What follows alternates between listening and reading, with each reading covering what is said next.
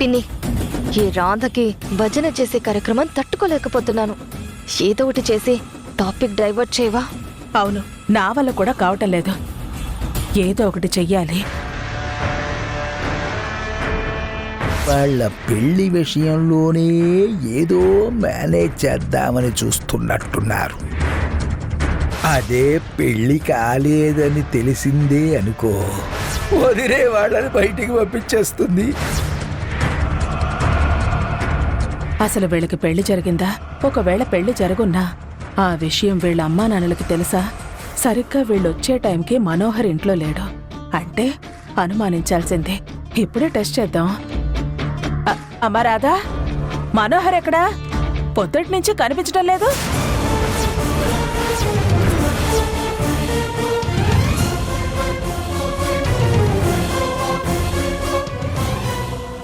అడిగేది నిన్నేనమ్మా, అల్లుడు గారు ఎక్కడా?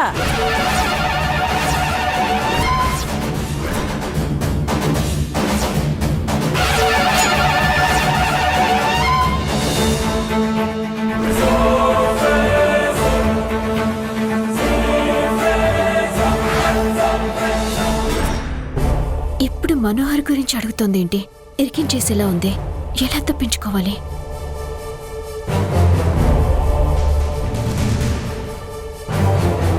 మాట్లాడవేంటమ్మా?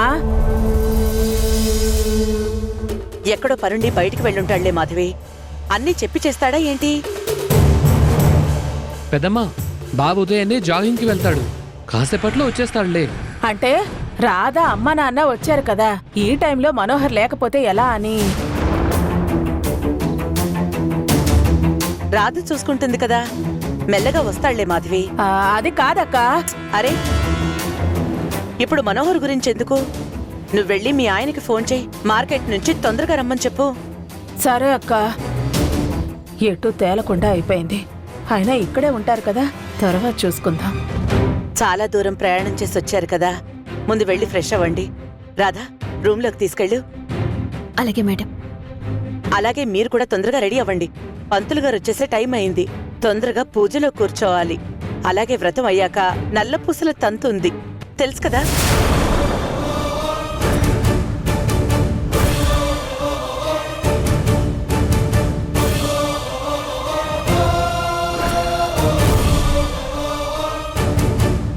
వెళ్ళమ్మా.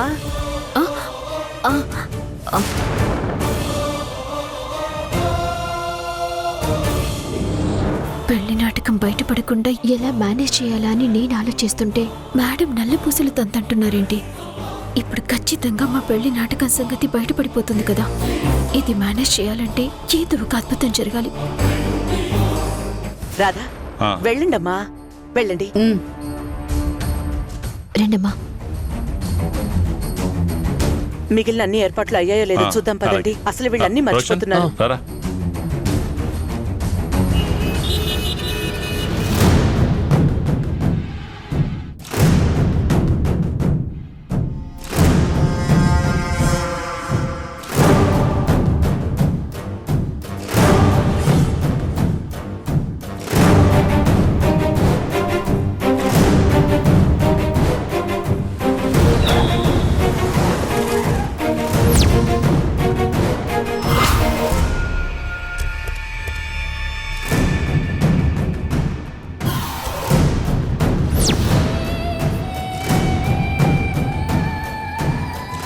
Good morning madam.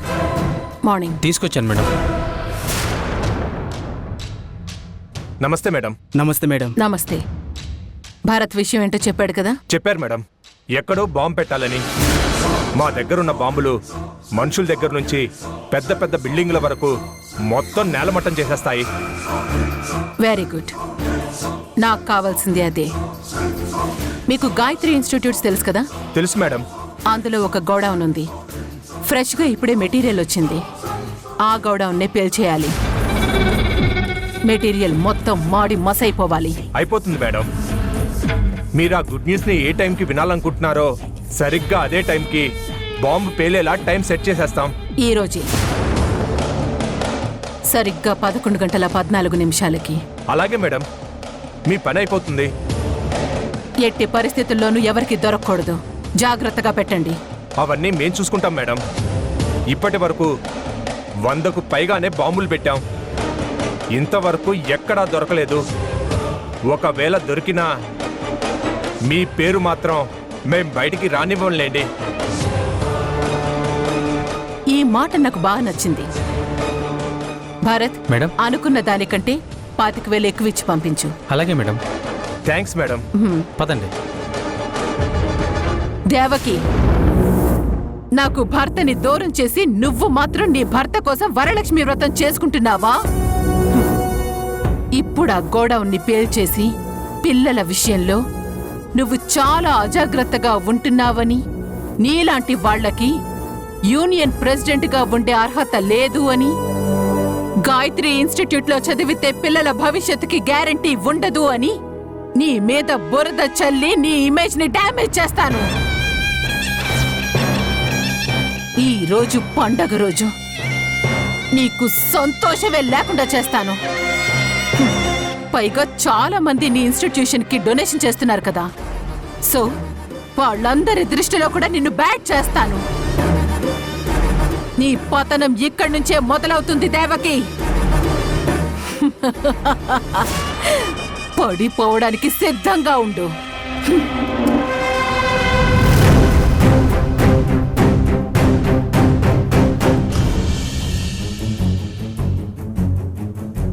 అమ్మా, ఇది మీరుండే రూమ్. ఫ్రెష్ అవ్వండి. ఇంత పెద్ద రూమ్ మాకెందుకమ్మా? నీకు ఒక రూమ్ ఇచ్చుంటారు కదా, అందరూ అక్కడే ఉందాం. అక్కడే ఉంటే ఇంకేమైనా ఉందా? అట్టంగా దొరికిపోము. ఎందుకమ్మా, ఇక్కడ ఫ్రీగా ఉంటుంది కదా.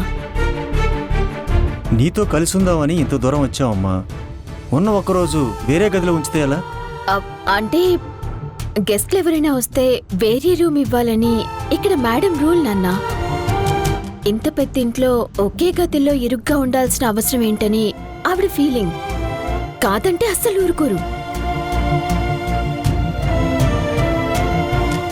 అయినా మీరున్నంతసేపు మీతోనే ఉంటాను కదా. పూజకి టైం అవుతుంది, తొందరగా ఫ్రెష్ అవ్వండి. అమ్మా, అది సరే గాని మున్నే ఇంకా రాలేదు. ఇంకా ఆటో వాడితో ఏం వాదులాడుతుందో ఏమో, నేను తీసుకొస్తానులేమ్మా.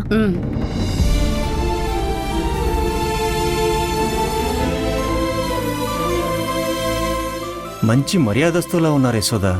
అవునండి, కానీ నాకొక్క విషయం మాత్రం అర్థం కాలేదు. ఏంటి? మనోహర్ అంటే వాళ్ళ అల్లుడే కదా? అవును, అల్లుడు గారు అని అంటున్నారు కదా.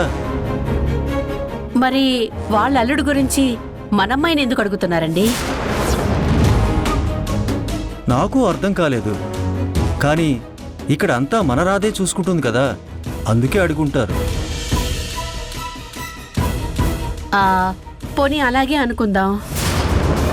తర్వాత ఆవిడ ఏమందో విన్నారు కదా, మనం వచ్చినప్పుడు మనోహర్ లేకపోతే ఎలాగా అంది. మనం వచ్చినప్పుడు అతను ఉండాల్సిన అవసరం ఏముంది? అది కూడా అర్థం కాలేదు.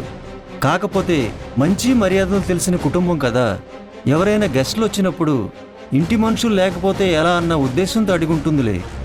అంతకు మించి వేరే అర్థం ఏముంటుంది? మనోహర్ గురించి అడిగినందుకే ఈ మాత్రం అనుమానం వచ్చిందంటే ఇంకా చాలా జాగ్రత్తగా ఉండాలి. మనోహర్ని దరిదాపుల్లో ఉండనివ్వకూడదు. అలాగే నల్లపూసల తంతు కూడా జరగకుండా జాగ్రత్త పడాలి.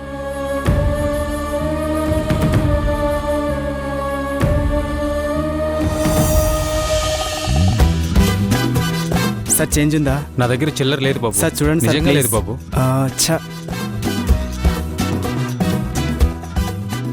అన్నా చేంజ్ ఉందా?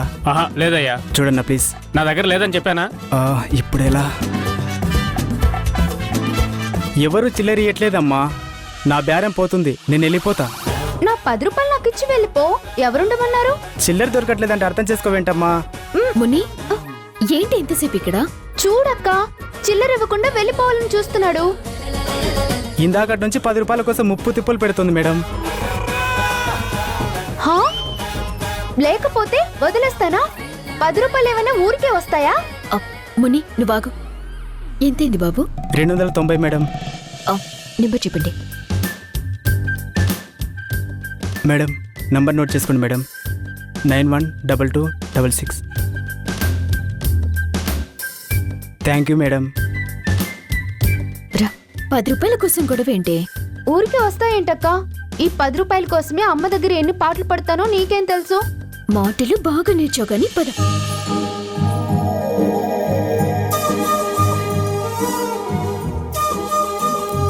ఇల్లు చాలా బాగుందక్క. నీ రూమ్ ఎక్కడా? నా రూమ్ పైనుంది, కానీ నువ్వు అమ్మా నాన్న ఆ రూమ్ లో ఉండాలి. ఎందుకు? నేను నీతో పాటు నీ రూమ్ లోనే ఉంటాను. నా రూమ్ లో ఎందుకు? మీకు వేరే రూమ్ ఇచ్చారు కదా. నేను నీ రూమ్ లోనే ఉంటా.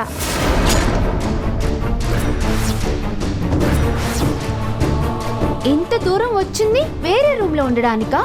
ఇక్కడ ఉన్నంత వరకు నీతో పాటు నీ రూమ్ లోనే ఉంటా. అమ్మా నాన్నల్ని ఎలాగో మేనేజ్ చేశాను, మున్నిని మేనేజ్ చేయటమే కష్టంగా ఉంది. చూస్తావేంటక్క? పద వెళ్దాం నీ రూమ్ కి. మున్ని, వద్దన్నాను కదా, చెప్తే అర్థం కదా నీకు? నువ్వు అమ్మా నాన్నలతో పాటు ఆ రూమ్ లోనే ఉండాలి. నువ్వు మారిపోయావక్క. జాబ్ వచ్చాక పూర్తిగా మారిపోయావు. కోప్పడుతున్నావు, చిరాకు పడుతున్నావు. అయ్యో, అదేం లేదు మున్ని. లేదు, నువ్వు మారిపోయావు. మన ఇంట్లో ఇద్దరం ఒకే రూమ్ లో ఉండేవాళ్ళం కదా, ఒకే బెడ్ మీద పడుకునే వాళ్ళం. ఇప్పుడెందుకు వేరే రూమ్ లో ఉండమంటున్నావు? భగవంతుడా, మున్ని నిన్న రూమ్ లోకి తీసుకువెళ్తే మనోహర్ నేను కలిసి ఉంటున్నామని తెలిసిపోతుంది. ఈ విషయం చెప్పకుండా ఎలా తప్పించుకోవాలి? చెప్పక్క, ఎందుకు నీ రూమ్ కి రానివ్వటం లేదు? అదేం లేదు మున్ని. అక్కడంటే మనిల్లు కాబట్టి మనం ఎలా ఉన్నా అడిగేవాళ్ళు ఎవరు ఉండరు. కానీ ఇది మేడం వాళ్ళ ఇల్లు కదా, ఇక్కడ వాళ్ళ పద్ధతుల ప్రకారం మనం నడుచుకోవాలి. పైగా మేడం ఆఫీస్ విషయాలు మాట్లాడటానికి మధ్య మధ్యలో నా రూమ్కి వస్తూ ఉంటారు. అసలు నా రూమ్ బెడ్రూమ్లా ఉండదు, ఆఫీస్ రూమ్లా ఉంటుందనుకో. మీకు ఇబ్బందిగా ఉంటుంది. అంతేనా? అంతే. అయినా నీకు నాతో ఉండడమే కదా కావాలి. మీరిక్కడున్నంత వరకు నేను మీతోనే ఉంటాను, సరేనా? అక్క రూమ్ కి వెళ్తాను అనగానే ఎందుకంత కంగారు పడుతుంది? చెప్పిన రీజన్ అంత కరెక్ట్ గా ఉన్నట్లు అనిపించటం లేదే. చూద్దాం, వెళ్ళేలోగా తెలిసిపోతుంది కదా. తొందరగా ఫ్రెష్ అయ్యరా, వెళ్ళు. మా విషయం బయటపడకుండా మనోహర్ ఏదో ప్లాన్ చేస్తాను అన్నాడు. ఏం ప్లాన్ చేశాడో ఏంటో. మాకు పెళ్లి కాలేదన్న సంగతి మేడం వాళ్ళకి తెలియకూడదు. పెళ్లి నాటకం ఆడుతున్నామని మా అమ్మా నాన్నలకి తెలియకూడదు. ఈ గంట కట్టెక్కితే చాలు.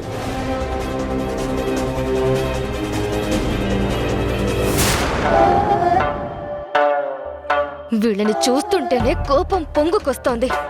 నన్ను కాదని ఆ రోజు రాధని తీసుకెళ్లారు. అంతగా ఏం నచ్చిందో దాంట్లో. ఆ రోజు నన్నే గనక తీసుకెళ్ళుంటే ఇన్నాళ్ళు ఒక అనాథలా ఇన్ని పాటలు పడాల్సిన కర్మ పట్టుండేది కాదు కదా. రాధే కాదు, వీళ్ళు నాకు శత్రువులే.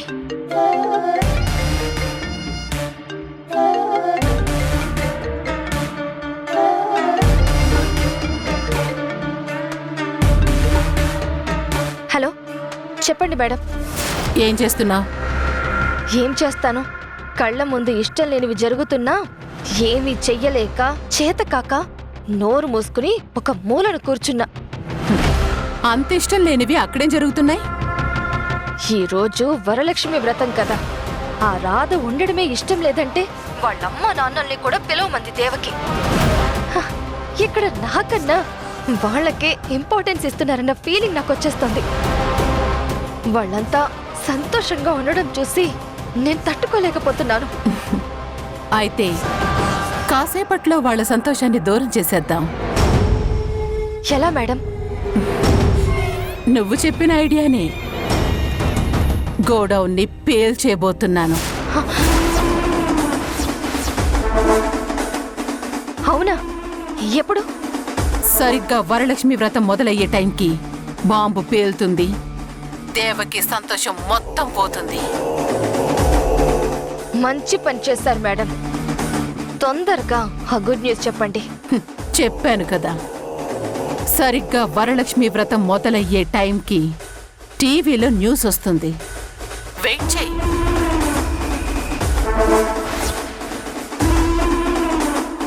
గోడౌన్ పేల్చేసి దేవకిని దెబ్బతీయచ్చు అన్న ఐడియా ఇస్తే సరిగ్గా వరలక్ష్మి వ్రతం టైంలో పేల్చి దేవకికి ఈ సంతోషం కూడా లేకుండా చెయ్యాలని భ్రమరాంబ చూస్తోంది. మరి నా శత్రువు సంతోషం దూరం చేయడానికి నేను ఏదో ఒకటి చెయ్యాలి కదా. రాధ సంతోషాన్ని దూరం చేసి అది చూసి వాళ్ళమ్మ నాన్నలు తట్టుకోలేకుండా చెయ్యాలి. అప్పుడు నా రివెంజ్ కొంచెమైనా తీరుతుంది.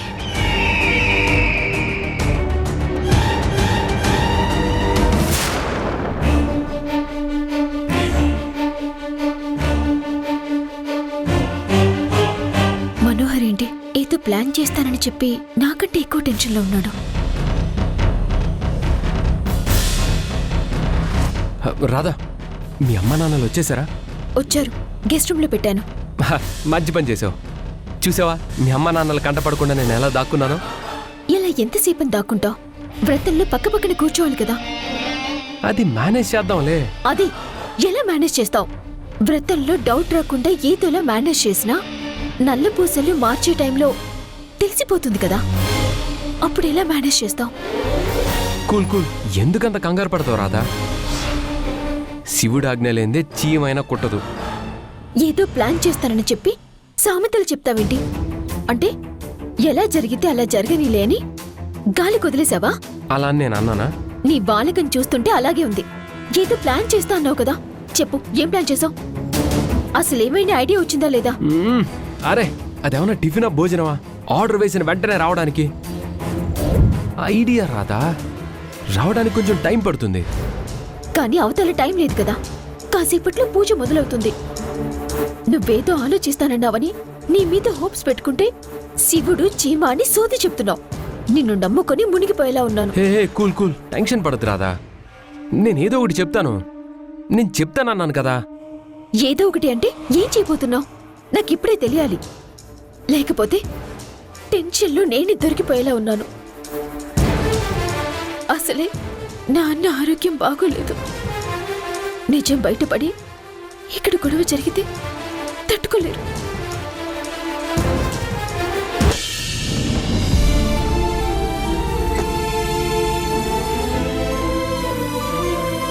ఎంతైనా నా కూతురే యశోదా. పనిచేసే చోట ఇంత పేరు సంపాదించుకోవడం అంటే మామూలు విషయం కాదు. ఆవిడైతే కన్న కూతురులా చూసుకుంటుంది. మనకి మాత్రం కన్న కూతురా? అంతకన్నా ఎక్కువ కాలేదు. అలాగే ఈ ఇంటితో ఉన్న అనుబంధానికి ఏ బంధం కారణమో. మనసు మంచిదైతే చాలు యశోదా. బంధాలు అనుబంధాలు అవే పెనవేసుకుంటాయి. నా కూతురు మనసు మంచిది.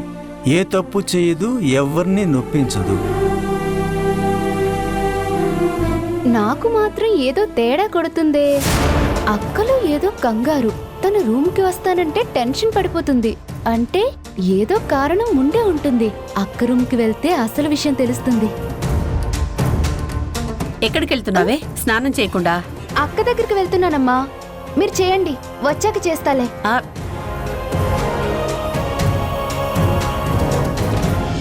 అసలే మా నాన్నకి నా మీద నమ్మకం ఎక్కువ. నేను ఏ తప్పు చేయనని నమ్ముతారు. ఇప్పుడు కూడా నువ్వే తప్పు చేయలేదు రాధా. అవసరానికో చిన్న అబద్ధం. నీకు నాకు అది చిన్న అబద్ధమే. కానీ ఒక అమ్మాయి అబ్బాయి పెళ్లి కాకుండా పెళ్ళయిందని చెప్పి ఒకే గదిలో ఉంటున్నారని తెలిస్తే పెద్దవాళ్ళు ఏమనుకుంటారు? ఎంత కంగారు పడతారు? అలాని తెలిస్తే కదా. ఎందుకు తెలీదు? చూసేవాళ్ళు పిచ్చోళ్ళు అనుకుంటున్నావా? నా చెల్లెలైతే నీ రూంలోనే ఉంటాను అక్క అని ఒక్కటే గొడవ. మనిద్దరినీ ఒకే గదిలో చూస్తే చాలు తెలిసిపోతుంది కదా.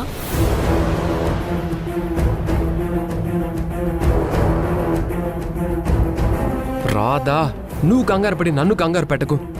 ఏదో ఒకటి చేస్తానన్నాను కదా, కాస్త ఆలోచించుకొని నన్ను. ఇంకెప్పుడు ఆలోచిస్తావు? దొరికిపోయాక?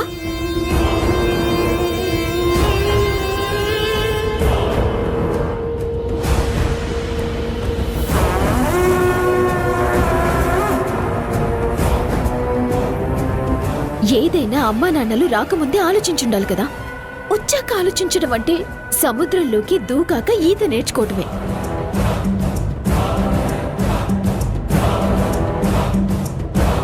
ఈ రోజు నువ్వు నన్ను ముంచేస్తున్నావు. నిన్ను నమ్ముకుంటే ఇంతే సంగతులు. నిన్ను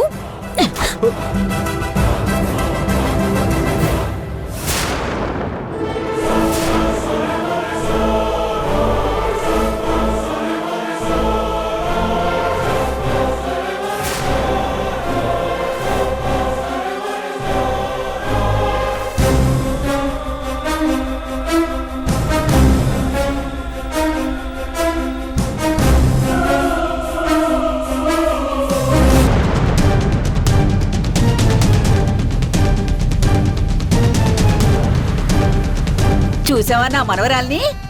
కుందనపు బొమ్మలా ఉంది. నాదిష్టే తగిలేలా ఉంది.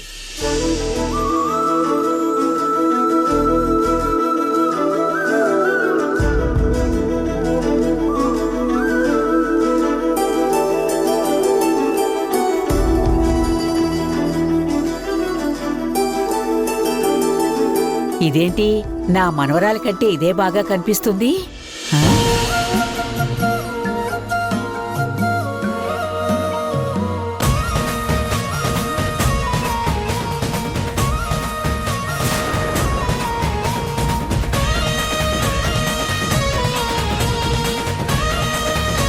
మనోహర్ ఎక్కడ పొద్దుటి నుంచి కనపట్లేదు? రాధా అమ్మా నాన్నలు వచ్చారు కదా, ఇంతవరకు పలకరించడానికి కూడా రాలేదు. అమ్మా, మనోహర్ ఎక్కడమ్మా? అదిగో వచ్చేసాడు. మా రాధకి ఎంత మంచి లక్షణాలు ఉన్నాయో మనోహర్ కూడా అంతే మంచి లక్షణాలు ఉన్నాయి.